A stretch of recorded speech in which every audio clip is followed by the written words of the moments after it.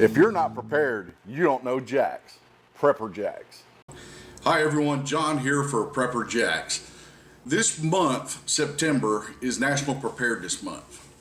And I was actually reading through some groups that I follow on Facebook.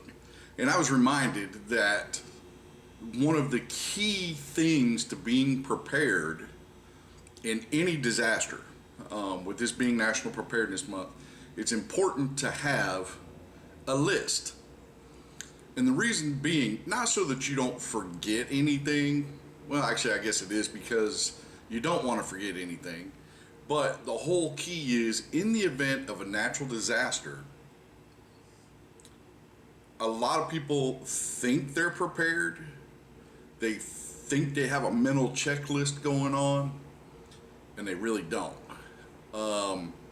In calm situations like right now, I'm sitting here in the store, drinking a cup of coffee. I'm watching traffic on Yadkin Road go by. It's about lunchtime, so traffic's picked up pretty good. But right now, when it's calm, I can think of all kinds of things that if an officer right now came to my door and knocked on the door, hey, you got to go. You need to evacuate. You need to get out of here. Like right now, what's going on in California with all the wildfires, especially around San Diego. That's sad. But as many of you know, we experienced Waldo Canyon fire in Colorado Springs in, 2012, 2013, somewhere in that time frame. I just posted on our personal Facebook page not long ago. I tried to put it on our Prepper JAKZ Facebook page, but it wouldn't let me share it for some reason. But the 100-year flood that we experienced out in Goodyear, Arizona. You get that knock on the door, say, hey, it's time to go, and all of a sudden you're in that flight or fight response mode. Adrenaline starts pumping, and you think you got it all together, and you don't. You might get the key, highlights, like the wife or the dog, or God forbid you forget the kids, right? So you get those things, but did you think about a change of clothes? Did you think about maybe a couple of bottles of water, a couple of MREs, a first aid kit? Did you think ahead of time that, oh wow, did I get all the credit cards? Did I grab my wallet? Did I have all my money? We might have to stay in a hotel for who knows how long, a week, 2 weeks, 6 months. You don't know. So did you grab all this? That whole mental checklist. Think about that. Think about that for just a minute. We all have this, what we call EDC, everyday carry. Everybody's got it. Don't think that you don't, because you do. Everybody does. Whether it's you're getting ready to go to work and you grab your purse or you grab your wallet, you put a watch on, you grab your bracelet, your rings, your glasses. This is all things that you do out of habit, but it's still part of your everyday carry. So, people think about some of these things all day long, without even realizing it. We have our routines that we go through, and how many times have you gone through that routine and you get to work, or you get to the grocery store, or you get to the store, or anywhere, and you go, man, I forgot this. I knew there was something I forgot. How many times has that happened to you?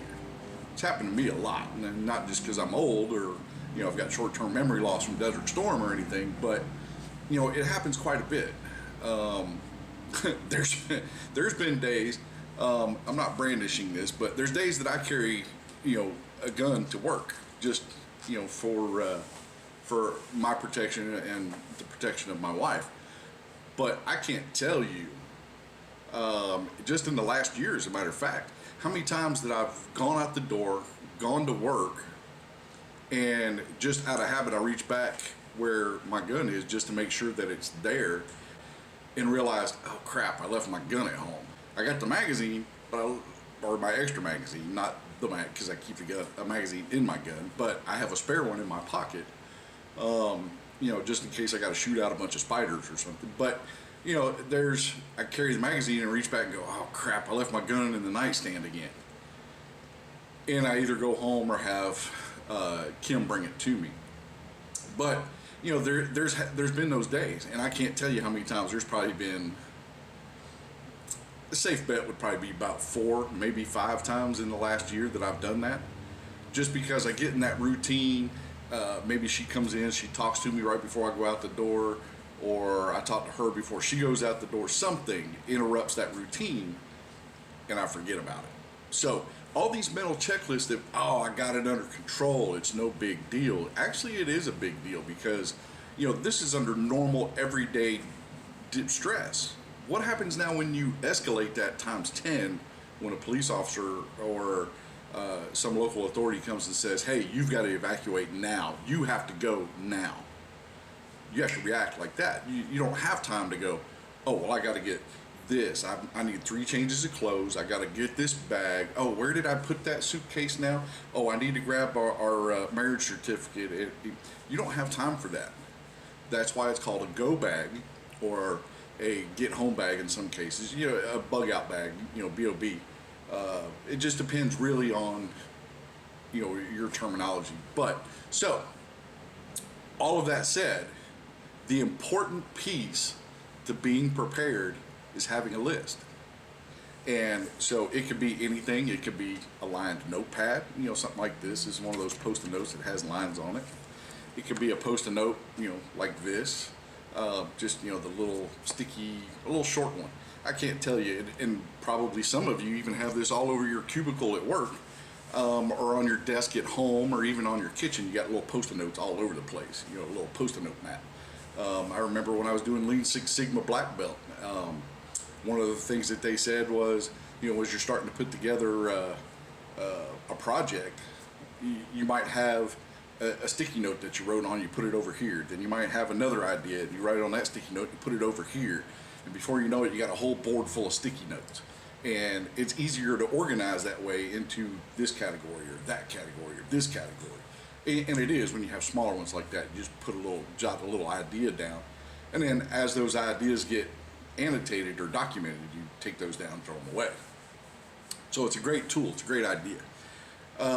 Another one that we do here at Prepper JAKZ, and what I'll do is I'll actually put a link to this down below in the comments, but we actually have a to-do list.